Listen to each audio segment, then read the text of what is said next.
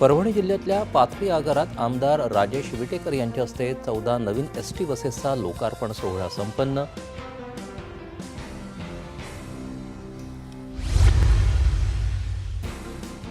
पणन विभागाच्या अभिप्रायानंतर सांगली बाजार समितीचं त्रिभाजन.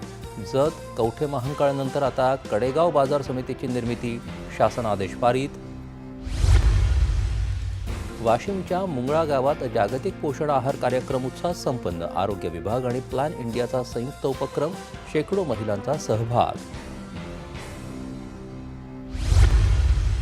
जालन्याच्या बदनापुरात रोशनगाव महसूल मंडळात अतिवृष्टीनं नुकसान झालेल्या भागाची जिल्हाधिकारी आणि आमदार नारायण कुचे यांनी केली पाहणी.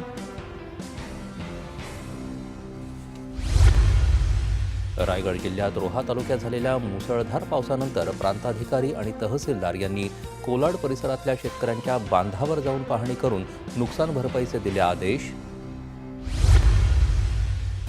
बुलढाण्याच्या कृषी विज्ञान केंद्रानं आयोजित केलेल्या आंबा महोत्सवाला शेतकऱ्यांचा उत्स्फूर्त प्रतिसाद.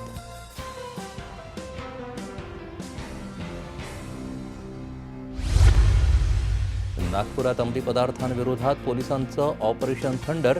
ई सिगारेट, हुक्का आणि अंमली पदार्थांविरोधात धडक कारवाई. 17 ठिकाणी छापे. 43 लाखाचा मुद्देमाल जप्त. यवतमाळ जिल्ह्यात पांढरकवड्याच्या मोहदा इथं 17 किलो चांदीची चोरी.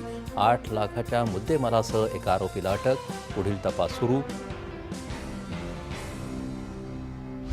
आणि लातूर जिल्ह्यात औसा तालुक्यात आशिव ते उजनी दरम्यान 2 ट्रॅव्हल बसच्या अपघातात एका व्यक्तीचा मृत्यू तर 8 जण गंभीर जखमी.